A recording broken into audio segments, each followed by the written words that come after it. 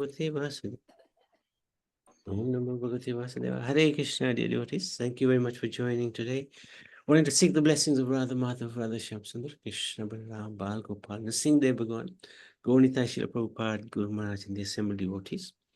So we are reaching the chapter today, and we wanted to just name the 8 previous chapters that we've done so far.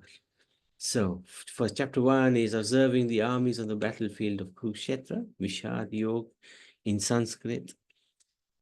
Number 2 is contents of the Gita summarized, and that is Sankhya Yoga, according to the Sanskrit name. Third chapter is Karma Yoga, both English and Sanskrit. Fourth chapter is transcendental knowledge, Gyan Yoga. Gyan actually means knowledge, Gyan Yoga. Fifth chapter, Karma Yoga, action in Krishna consciousness. So Karma Vairagya Yoga. And sixth chapter is Dhyana Yoga, also known as Abhyas Yoga. Seventh chapter is knowledge of the absolute, Paramahamsa Vijnana Yoga. And chapter 8 is attaining the supreme, Akshara Parabrahmam Yoga. Now we're going to look at the most confidential knowledge. So chapter 9. Summary of chapter 9. Just as a pearl is hidden within a shell, or a king traveling is surrounded by an entourage, the essence of the Bhagavad Gita is hidden in the middle of the conversation. So 9th chapter is like in the middle. So the essence of Bhagavad Gita is hidden in the middle of the Bhagavad Gita. In the 9th chapter, Krishna outlines, the king of all knowledge, Rajvidya. So that's also the name of this chapter in Sanskrit. Raj, the king of all knowledge, and the most secret of all secrets. He explains the essence of the Bhagavad Gita, the perfection of spiritual practice, and also the ultimate goal of life. So 9th chapter is a phenomenal chapter, as they all are. The themes of this chapter. Krishna is about to reveal most confidential knowledge about himself to his faithful devotee. The inconceivable nature of the Lord is explained. What does this mean? Actually, it's very hard to understand the nature of the Lord, hard to understand the Lord. So he explains that. We will never actually be able to understand him fully. There are also misconceptions about God, the Lord, and Krishna explains this, and he establishes the status of worshipping him exclusively. Krishna describes what happens to one who commits sin and repents and engages in bhakti. So these are the 4 themes. So let's make a start. Text 1. Where is our favorite Priyanjali? Are you here with us? Yes, Prabhuji. Ah, good. The Supreme Personality of Godhead said, "My dear Arjuna, because you are never envious of me, I shall impart you to this most confidential knowledge and realization, knowing which you shall be relieved of the miseries of material existence. This knowledge is the king of education, the most secret of all secrets. It is the purest knowledge, and because it gives direction, perspection of the self-realization, it is the perfection of religion. It is everlasting, and it is enjoyfully performed. Those who are not faithful in this devotional service cannot attain me, O conqueror of enemies. Therefore, they return to the path of birth and death in this material world. Thank you so much. So, first 3 verses.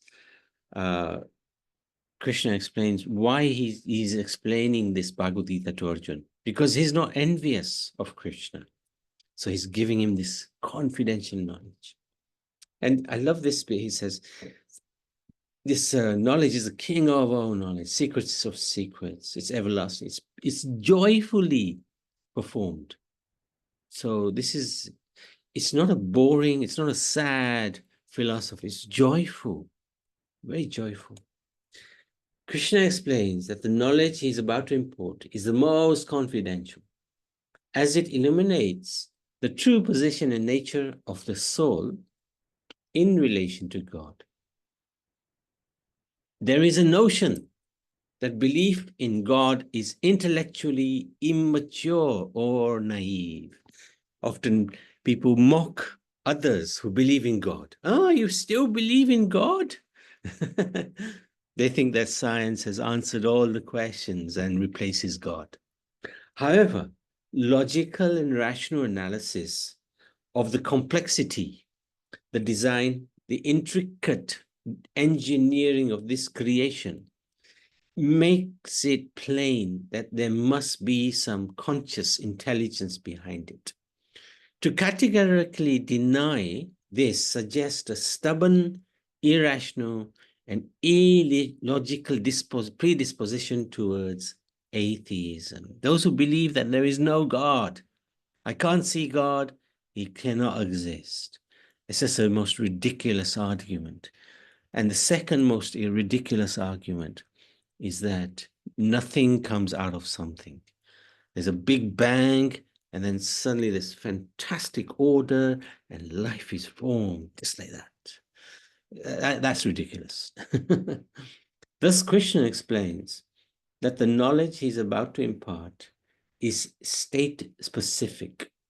One must be state-specific means you have to have a certain condition of mental thinking.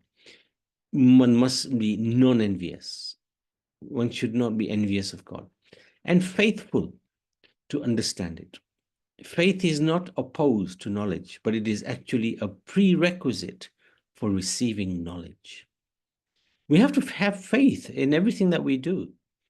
For example, we have to have faith that we go to sleep, when we go to sleep at night, we're going to wake up in the morning. Just imagine if we didn't know if we're going to wake up in the morning. How hard would it be to go to sleep at night? Very hard. But we have the faith that we are going to wake up in the morning, so we go to sleep at night. But before going there, yes, I wanted to, I was looking for this at this earlier session. This fellow here, Sir Fred Hoyle, he's a scientist, so he used to be, he's died now. He's the one who coined the phrase Big Bang Theory. And actually, he was, although a scientist, he understood that the Big Bang Theory cannot make sense. Right? So this is what he says about it. We must now admit to ourselves that the probability of life arising by chance, by evolution, is the same probability of throwing 6 in dice 5 million times, 5 million consecutive times, right? So he's saying very low chance that life has just come by chance. It's designed. And then he also explains another thing about the Big Bang, basically, Big Bang Theory. Let's be scientifically honest with ourselves. The probability of having life arise to greater and greater complexity and organization by chance is the same probability of having a tornado tear through a junkyard and form out the other end of Boeing 747, right? So this is very interesting. This is from a scientist who actually coined the term Big Bang Theory. He himself doesn't believe in it. There's no such thing as chance. Okay. So what's the lesson to learn? Establish deep faith within our heart that Krishna is supreme and our protector.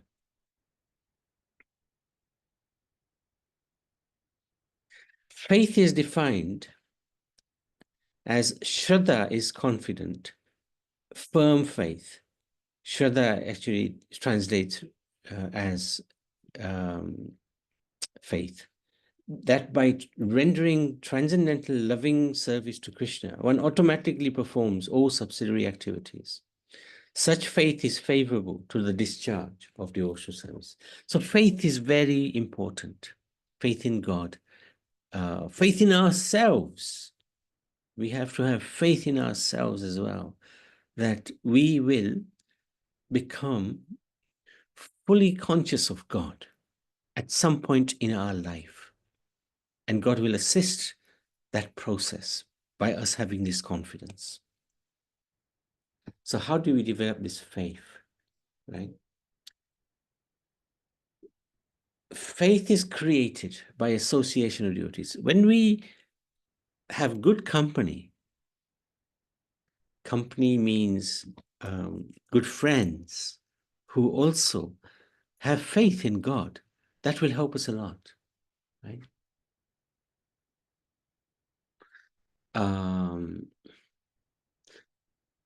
No good faith and knowledge of scriptures leads to easily falling down through engaging in devotional service.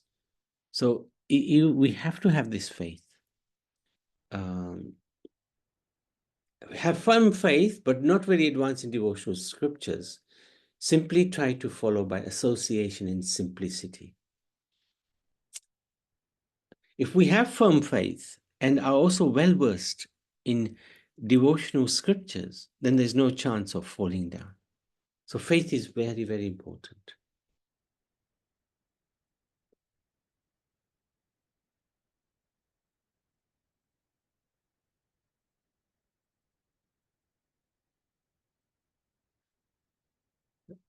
The dictionary defines faith as unquestioning belief in God. Unquestioning belief that does not require proof or evidence. I don't need proof that God exists. I know He exists. Through the experiences, through the scriptures, through the guru and the devotees association. Faith is trust in God, in His actions and His promises. This is the kind of faith required for a devotee. Even if we have little empiric proof that any of it is true, based on trust on Guru, Sadhu, Shastra. So very important. Faith is very important. Okay, let's read on. Sanchi or Divina. Okay, you put your hand up. Go for it, Divina. Hare Krishna, Prabhuji. Hare Krishna, Divina. By me, in my unmanifested form, this entire universe is pervaded. All beings are in me, but I am not in them. And yet everything that is created does not rest in me. Behold my mystic opulence. Although I am the maintainer of all living entities, and although I am everywhere, I am not a part of this cosmic manifestation. For myself is the very source of creation. Understand that as the mighty wind blowing everywhere rests always in the sky, all created beings rest in me. O son of Kunti, at the end of the millennium, all material manifestations enter into my nature, and at the beginning of another millennium, by my potency I create them again. The whole cosmetic order is under me. Under my will, it is automatically manifested again and again, and under my will, it is annihilated at the end. Yes, very good. Keep reading. I just interject a little bit. Krishna is explaining how by His will everything gets done, right? Creation, destruction, creation again. And He's also explaining that because of my potency, I am, for example, here, all beings are in me, but I am not in them. So this is a little hard to understand. We will see the inconceivable nature of God. He's present everywhere. At the same time, He may not be present everywhere. So, okay, carry on. O Dhananjaya, all this work cannot bind me. I am ever detached from all these material activities, seated as though neutral. This material nature, which is one of my energies, is working under my direction, O son of Kunti, producing all moving and non-moving beings. Under its rule, this manifestation is created and annihilated again and again. Wonderful, thank you. So, text verses 4 to 10. Krishna begins to impart knowledge of his inconceivable relationships with the universe and all of us, all the living entities. While this knowledge gives an indication of the character, the greatness, and the capacity of the Lord, it also exposes our inability to comprehend such matters through mundane logic and reason. It's very hard to understand the Lord. An idea is conceived within the mind. A child is conceived within the womb. In other words, a concept is contained within something. However, since the qualities and characteristics of the Lord are unlimited, they cannot be contained within any boundaries. Thus, God's activities and his relationships are deemed inconceivable. So, lesson 37, we can learn that the Lord and his potencies are inconceivable. Inconceivable means it's hard to understand. Chaitanya Mahaprabhu, who's actually non-different from Radha and Krishna, he came to this world over 500 years ago. So he established this principle, Achintya Bede Bede Tattva. Achintya means inconceivable. Bede Bede Tattva, oneness and difference at the same time. For example, in text 4, he states, all beings are in me, but I am not in them. In text 5, he says, although I am everywhere, I am not a part of this cosmic manifestation. How do you understand that? The way to understand it is that this thing here, Achintya Bede Bede Tattva, inconceivable oneness and difference at the same time. I'll give you another example of this inconceivable oneness and difference. We, this Atma, the spirit soul that is driving this body, is also a particle of the Supreme Lord. So you could say that we are one with God.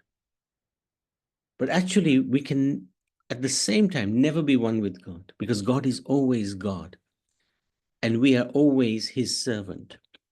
So there are certain, and I think we'll come across this in a few minutes, there are certain philosophies that believe that we can become God. At the moment, we are little Atma, but we can become God. But actually, that cannot make sense, because if we were God, or if we are God, why are we trapped in this material body at this moment in time? But at the same time, our nature is eternal. We will never die. We will get different bodies called reincarnation. So we have a similar nature to that of God. He's also eternal, but we are very tiny. We're a little Atma. We're like a little spark of the fire. So it's important to understand this. We are one with God, but at the same time, we are separate from God. This Achintya Bede Bede Tattva concept. Oh, wow. These are the Lord's different roles in the universe. He has a role in the creation and the destruction. Although the creation is done by Lord Brahma in this world, the Lord empowers him.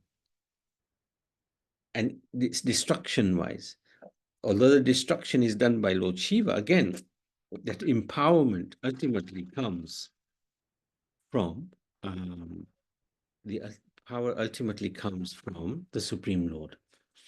Krishna's maintenance role in the maintenance. That's one of his main tasks, actually, to maintain everything. It's very hard to maintain everything. So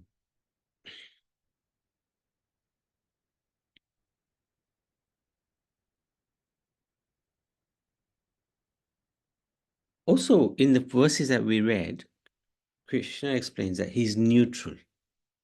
I think that was the 10th verse. So the Lord is not directly responsible for any of the activities of existence. He simply sanctions the material energy, and based on the past deeds and desires of the living entities. So he doesn't have anything directly to do with this world. And in that way, he's neutral. And these are quite tough concepts to understand. But it is possible to get understanding of these ideas. Anyway, let's carry on. Sanchi and Sanvi, would you like to read?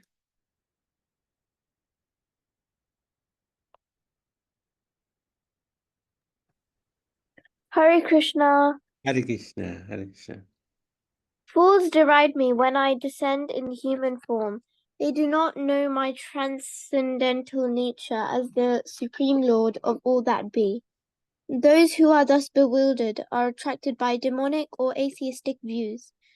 In that deluded condition, their hopes for liberation, their fruitive activities, and their culture of knowledge are all defeated.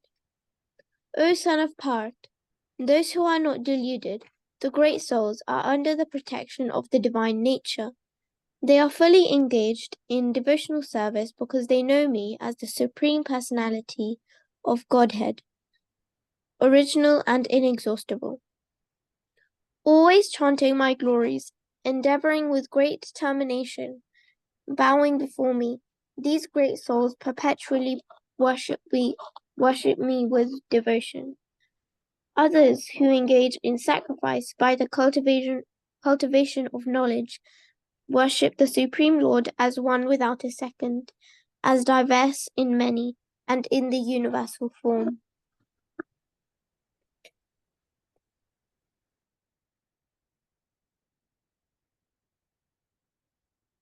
You can carry on.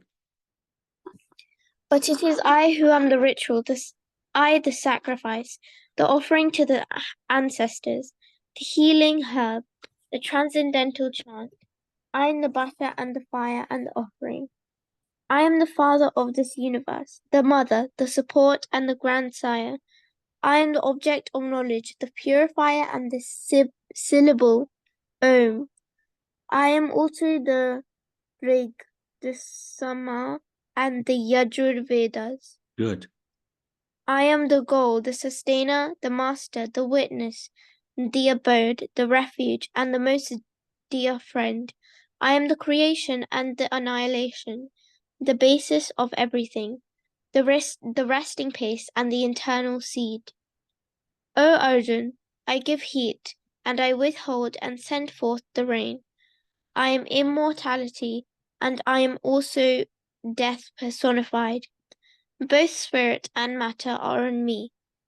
Those who study the Vedas and drink the Som juice, seeking the heavenly planets, worship me indirectly. Purified of sinful reactions, they take birth on the pious heavenly planet of Indra, where they enjoy godly delights. So just, carry on, but just a quick few words. Again, the Lord is explaining where he is to be found. You know, whenever we are doing religious activities, he's explaining, I am the ritual, I am the sacrifice, I am the offering to the ancestors. So he's actually in many, many places within this world. I am the father of the universe, the mother as well, the support and the grandsire. I am the syllable Om. So when we chant Om, he is the scriptures as well, the Vedas. So he comes in many different ways. And you know, we think we can't see God. We don't know where he is. Well, he's explaining where he is, even in this world. Carry on, please. When they have thus enjoyed vast heavenly sense pleasure, and the results of their pious activities are exhausted, they return to this mortal planet again. Thus, those who seek sense enjoyment by adhering to the principles of the three Vedas achieve only repeated birth and death. But those who always worship me with exclusive devotion, meditating on my transcendental form, to them I carry what they lack, and I preserve what they have. Those who are devotees of other gods and who worship them with faith actually worship me, O son of Kunti, but they do so in a wrong way. I am the only enjoyer and master of all sacrifices. Therefore, those who do not recognize me who do not recognize my true transcendental nature fall down.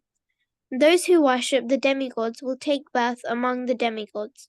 Those who worship the ancestors go to the ancestors. Those who worship ghosts and spirits will take birth among such beings, and those who worship me will live with me. So this is really powerful. Text 22. If we worship the Lord, if we worship Krishna with exclusive devotion, meditating on his personal form, look at this. To them, I carry what they lack, I preserve what they have. So if we're lacking anything, the Lord will give that. If we have anything, he'll preserve that. This is spiritually, not materially, yeah? So this is very powerful. And then he also explains that those who worship other gods, they are actually worshipping the Lord, but they're doing so in a wrong way. So we have to be very careful because Krishna is very clear in his words here. And then he explains as well, those who worship the devatas, they go to the planets of devatas. If you worship the ancestors, go to the planets of the ancestors. But those who worship him, go to him. This is very powerful. This is the last bit now. Huh? If one offers me with love and devotion a leaf, a flower, a fruit, or water, I will accept it. Whatever you do, whatever you eat, whatever you offer or give away, and whatever austerities you perform, do that, O son of Kunti, as an offering to me. In this way, you'll be freed from bondage to work and its inauspicious and inauspicious results. With your mind fixed on me in this principle of renunciation, you will be liberated and come to me. I envy no one, nor am I partial to anyone. I'm equal to all, but whoever renders service unto me in devotion is a friend, is in me, and I am also a friend to him. Thank you very much. Beautifully read. Okay, so another classic verse here. Patram pushpam phalam toyam. He says, if you offer Krishna with love and devotion, a leaf, flower, fruit, or water, he will accept it. So this is a direct invitation from the Lord. With love and devotion, please offer me these things. I will come and eat whatever you do, whatever you make. Whatever you do, whatever you eat, whatever you offer or give away, do it as an offering to Krishna. This is so powerful. And then he says here, I don't have a friend. I don't have any friends. I'm not partial to anybody. But one who is devoted to me, he's a friend of mine, and I'm a friend to him. So these are really powerful verses.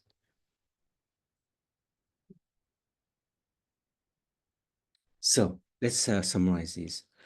Even after Krishna explains the opulences and qualities of his personal form, there are many who misunderstand him. So Krishna has been very clear about how one should worship in the best way. He won't force us, but he's giving us a very strong hint how to get to him very quickly. Krishna comes in a human-like form. So some deem him as an ordinary human, just because actually we are designed in the way he looks, not the other way around. But because he comes in this human-like form. People have mistaken him to be a human. Others believe that a personal form of God to be an elementary and infantile concept. They believe that God is not a person. God is formless. Light, maybe, something like that. Others believe that God manifests innumerable forms represented by various demigods, each of which are worthy of worship. So again, that's a misconception that's destroyed by the verses that the Lord has just spoken.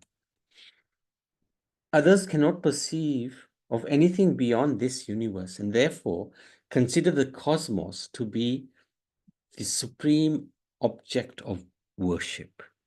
So they just worship the universe. They get the energy from the universe. While some claim that all paths lead to the same destination. So we will hear that often. Oh, all gods are one. Doesn't matter. I'll worship anybody I want and I'll end up in the same place. Well, Krishna highlights. He awards different results to a person's worship based on their motivation and understanding. Krishna, however, establishes the worship of his personal form as the highest. So what's the lesson to learn? We can worship the personal form of Krishna exclusively, without a second. That's text 22 of this chapter. And according to our capacity, that's the bit about one can offer him with love and devotion, a fruit, flower, leaf, water. One can see him face to face and have a personal, loving relationship with him. So this is very powerful. We worship the personal form. That is the highest level of worship of the Lord. Okay, last bit. Rohan, would you like to read? Hare Krishna. No, Rohan. Even if one commits the most abominable action, if he is engaged in devotional service, he is to be considered saintly because he is properly situated in his determination. He quickly becomes righteous and attains lasting peace. O son of Kunti, declare it boldly that my devotee never perishes. O son of Partha, those who take shelter in me, though they be of lower birth, women, Vyasyas, and Shudras, can attain the supreme destination. How much more this is so of the righteous Brahmanas, the devotees, and the saintly kings. Therefore, having come to this temporary miserable world, engage in loving service unto me. Engage your mind always in thinking of me. Become my devotee. Offer obeisances to me and worship me. Being completely absorbed in me, surely you will come to me. Very good. Thank you so much. So here, if you see this verse here, 31, he quickly becomes righteous, attains everlasting peace. Declare boldly, my devotee never perishes. So Krishna is giving Arjuna instruction here. Tell everybody, my devotee never perishes. Sometimes Krishna, when he says something, he may not mean it. This is the nature of this, of Krishna especially, because he's very fun-loving, he's very mischievous. So sometimes he'll make a promise and he'll break it. But he'll never break the promise of his devotee. That's a fact. So that's why he says to Arjun, you are my devotee, you declare it boldly that my devotee never perishes. Now, there's a controversial comment here. O son of Partha, those who take shelter in me, though they may be of lower birth, women, Vaish, Shudra. Now, what is the Lord indicating here? Are women regarded to be inferior, right? That could be a question asked. Actually, no, because if you go back to Krishna's very beginning lesson, which is that we are not this body, we are not this body. If one is considering that we are this body, then one is in illusion because we are what is driving that body. And the soul is eternal, and the soul, each independent soul is equal to another independent soul. There's no inferior, there's no superior. We are all servants of God. Now, sometimes we may take a body which might be considered somewhat inferior, but actually that's not the case, because ultimately we're not the body. So it doesn't matter whether one is born in a male body or a female body. Ultimately, we are all equal because we are spirit, soul. And as soon as somebody thinks, I am born in this body and therefore my rights are supreme, my rights are more than others, we fall into this illusion. So Krishna's substantive lesson, it starts from the chapter 2, the first lesson, that we are not this spirit, they are not this body, we are spirit, soul. And that is very important to understand. Now, here he's categorizing certain personalities, if you like, certain categories as being of lower birth.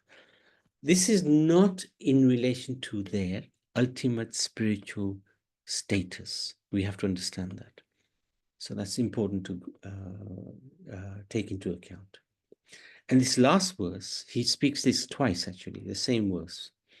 So it's such an important verse. Engage your mind always in thinking of me.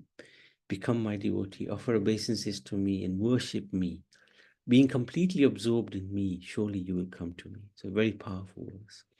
And this is Raj Vidya Guya Yoga. Guya means secret.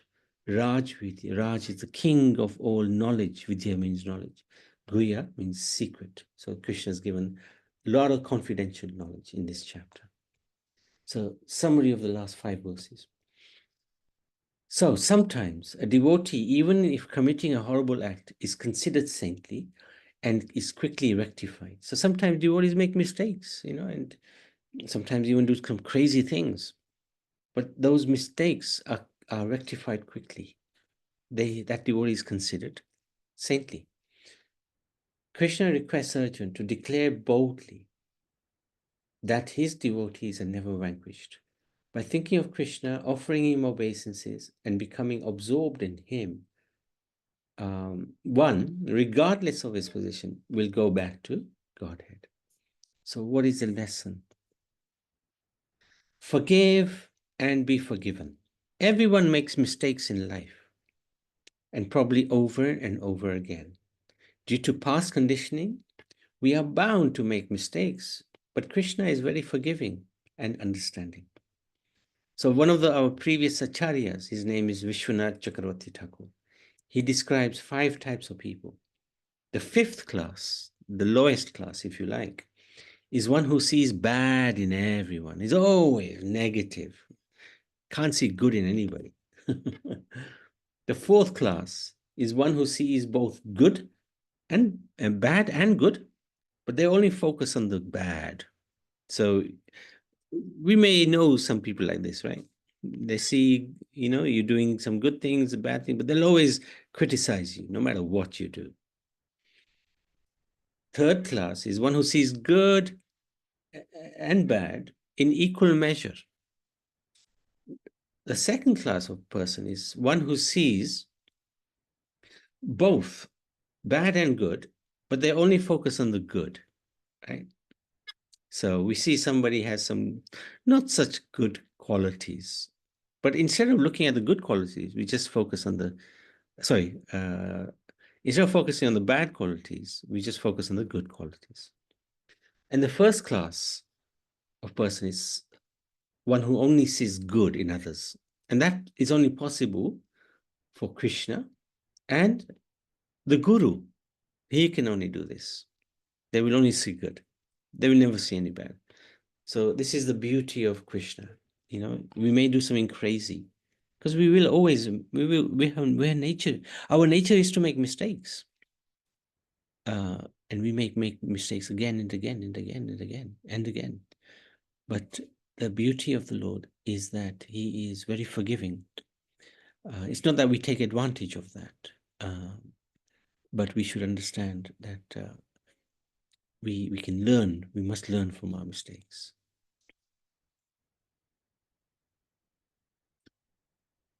Okay, I wanted to stop there. Any questions? Any questions? I mean, I think there was something in the chat. Let me just have a look. Okay, so this is Priyanjali. A guy in my class is an atheist and his parents used to be Christians, but his grandmother is still a Christian. But the guy who I sit next to sometimes says, I said there is no God because I can't see him, and this world is made of microisms, I presume. And I say some people go to hell for saying that, and he doesn't get scared. So does that mean atheists don't get any karma and they don't go to hell? Is that true? No. The laws of nature are there for everybody to follow. If we don't follow them, whether we believe them or not, we still have to face the consequences. Just like you might be driving down the road and you see traffic lights and you can say, I don't believe in traffic lights. And you just drive straight past the red light. Well, whether you believe the traffic light system or not, they're going to catch you and they'll fine you for going through a red light. Similarly, whether we believe in God or we believe in karma or not, it doesn't matter. The consequences will always be there. Now, I would advise you that if somebody says that I can't see God, therefore he doesn't exist, you can say, well, can you see air? You can't see air. Oh, so it doesn't exist. Well, that's foolish, isn't it? Because we know air exists because we're breathing. That's a symptom of air, is life. So in the same way, in this world, there's fantastic order. This order is extraordinary. Just like we saw that quote by this Frederick Hoyle, that, the probability of a tornado going through a junkyard and a Boeing 747 coming out of it at the end is zilch, is zero. So this order in this world hasn't just come about by chance. But Prabhuji, Yes. when my friend believes in God, even though she doesn't have a religion, but the guy who I sit next to says that I say that who made this universe, and she says that to my friend, best friend, and he said it's made from, I think it was microisms, and he still and he gave me an example that if you touch like a table, he touched a lot of microisms, and we were made out of monkeys. That's what he says. But I say, then who made the universe? And he doesn't give any response. He just Of says course. microisms. Yeah, but who made the microisms as well? Who made those? Did they just come out of thin air? No. I'm not sure. He doesn't really. It's ultimately everything has a source. I mean, the example is the school that you're sitting in, the classroom that you're sitting in, right? Was there, like, before it became a school, it was probably just a bit of rubble. And then there had to be somebody who made a plan, somebody who designed the school, somebody who made the bricks and the mortar in order to build the walls. And then there was somebody who painted the walls, and then somebody's come and put chairs and desks and computers and screens for you to be able to sit in those classrooms. It wasn't that suddenly out of nowhere there was a big bang and this fantastic school has just turned up. It's not possible. So just in the same way as a school is made, this world, because if you see the order, the sun rises every morning, sets every evening. Same with the moon. The planets revolve around the universe without crashing into each other.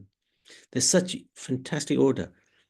The seasons follow each other systematically. And they have not just done, they don't miss a beat, you know. Where has this all come from? Is it just by chance? Just some microism has turned up in this fantastic order.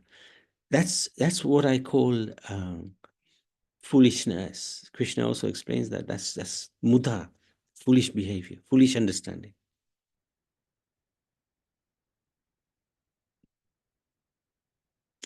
Another question from Priyanjali. Is there ever somebody in this universe who doesn't make any mistakes?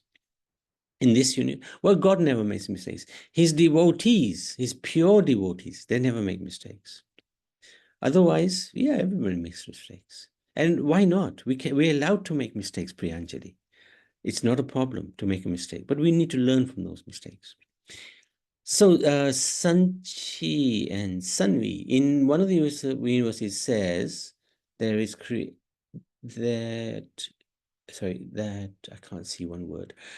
There is creation every millennium. What does that mean? Ah, very good. Yes. What happens is after every Kali Yuga, so we're in Kali Yuga at the moment, there's another 400,000 years odd to go in this Kali Yuga. Then after this Kali Yuga, we have start of another Satya Yuga. So another cycle of 4 yugas starts. After 71 of those cycles, there's a partial destruction of the universe. That means at the end of every day of Brahma, there's a partial destruction of our part of the universe. And it's recreated again. And at the end of Lord Brahma's life, which is 311 trillion years, the whole universe is dismantled. And it goes back into the body of Mahavishnu. And then when Mahavishnu breathes again, those universes come out. So this is a cycle that happens continuously. It's a very long period of time. The Vedic concept of time is inconceivable. It's very hard to get your head around. But if I tell you that one breath of Vishnu, Mahavishnu, the one who's lying on the ocean, is being massaged by Lakshmi Devi. One breath of Mahavishnu is 311 trillion, 40 billion years.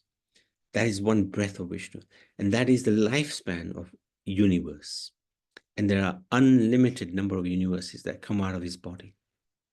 So this creation, there's a huge, huge explanation of it in the scriptures. Really inconceivable stuff, very hard to get one's head around. So I hope that helps. Sanchi and Sanvi, you're welcome to unmute and ask further. Anybody else, any questions? Yes, Rohan. Hare Krishna. I was just got a question about text 30. Okay, let's bring it up.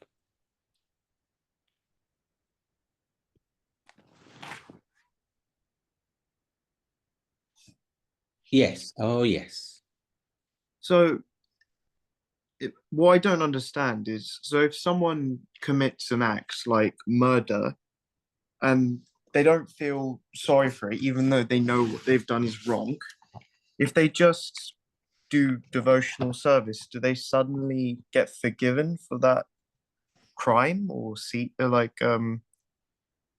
you get what I mean?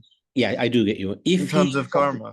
Yes, if he is properly situated in his determination, this is the proviso. If he does a crazy thing, but then he realizes, oh my goodness, I've done such a terrible mistake. And his mistake is due to, see, in this world, sometimes due to our karma, our past association, bad association with bad company, we may do something which is really crazy. But we realize, oh, no, that was really not a good thing to do. And we change, we actually don't do it again, and we don't, we take on board that this was a very, very bad thing to do. And we completely surrender to the Lord. He can have the power, he has the power to still consider us saintly. It doesn't necessarily mean we don't get the karmic reaction. The karmic reaction might still come. It probably will still come. But what Krishna is saying is, don't vilify that person. Even though he's done something crazy, because he's properly situated in his determination, he understands he's wrong, and it's due to his past company or his past karma that he's done this. He should still be forgiven.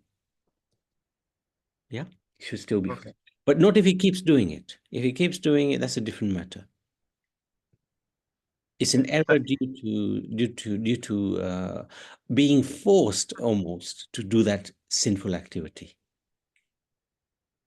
Okay, so it's more of a one-off in a way. So if someone commits an action which they immediately regret, though they may still get the karmic effects, they will be forgiven by God. Is that what you're effectively? And shouldn't be shunned by people like other devotees. Yeah. Correct. Okay. Yeah. Thank you. Good realization. Good understanding. Thank you. I think Sanchi. Oops. Sorry. Do the avatars count as God? Do the avatars make any possible mistakes in their material life? Okay. There's several types of avatars. There are the Yuga avatars, there's the Gun avatars, there's the Saktivesh avatars. What other avatars are there? There are the Leela avatars. There are Purush avatars. There's the Manvantara avatars. There's the Chaya avatars. There's several types of avatars. Some of them are Vishnu Tattva. They are on the platform of Vishnu himself. And they're God. They will never make a mistake. They can't make mistakes. There are certain avatars, like Guna avatars. Who are the Guna avatars? Guna means quality. Brahma, Vishnu, and Shiva. They're the Guna avatars. Brahma is in charge of creation, is in charge of Satagun. Vishnu is in charge of Rajagun. Vishnu is in charge of Satagun. Brahma is in charge of Rajagun, and Shiva is in charge of Tamagun. Tamagun is mode of ignorance. Now, Brahma is not Vishnu Tattva, but he's regarded as avatar, because avatar is a term given to those who have great powers. Avatar also means one who descends. So not all avatars are Supreme Lord. Not all of them are. And because they're not all Supreme Lord, there may be a potential that they can make errors. But their errors are not their errors are not considered grave. Yeah, they're not considered grave. They can't make serious errors. But they sometimes can be in some sort of illusion, right? Created by the Lord. It's a different type of illusion as well. It's not the illusion that we're under, that we don't understand who we even are. These avatars always understand who they are, but sometimes they may do something which you think, hang on a minute, where did this come from? So I'll give you an example. Lord Brahma, one time, he saw Krishna playing in the fields with his cowherd boys. They were having a picnic. He was only, I don't know, 3, 4, 5, like that. And what Brahma saw was such an interaction between Krishna and one of his devotees, right? Madhumangal. Madhumangal is a fat Brahmin friend of Krishna. So Madhumangal had a huge gulab jamun. And Krishna said to Madhumangal, because they were having a picnic, give me a little bit of your gulab jamun. And Madhumangal, he was such a comedian. He put the whole gulab jamun in his mouth. And Krishna squeezed his mouth.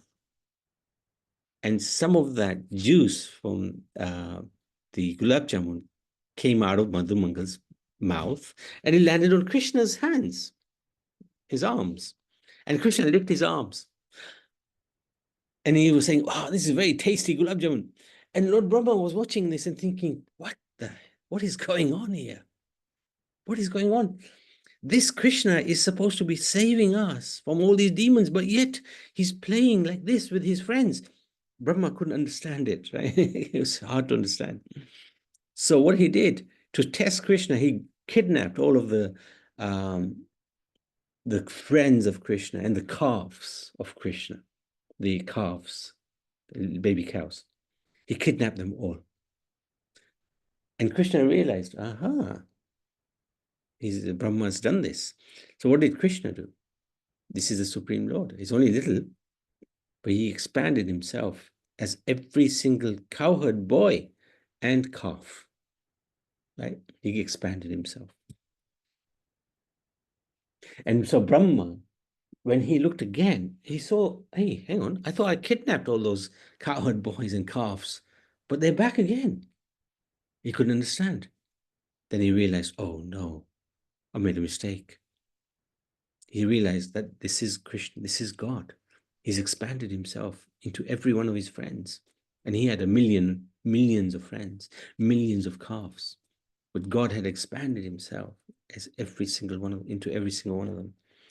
So this is the nature of God. He's supreme. But the devotees, sometimes we can make an error or two. And we're allowed. We're allowed to make errors. Nobody in life can be perfect, right? So don't be scared to make errors. It's okay to make errors. Okay, so is that okay, Sanchi and Sanvi? If you have any further question from that, please do ask. You're welcome to ask.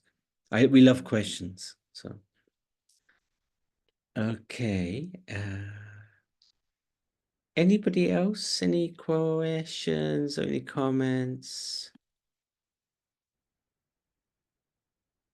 Okay. Thank you, Sanchi and Sanvi. Okay, so we can stop today and then we can continue tomorrow. Bhagavad Gita ki Jai.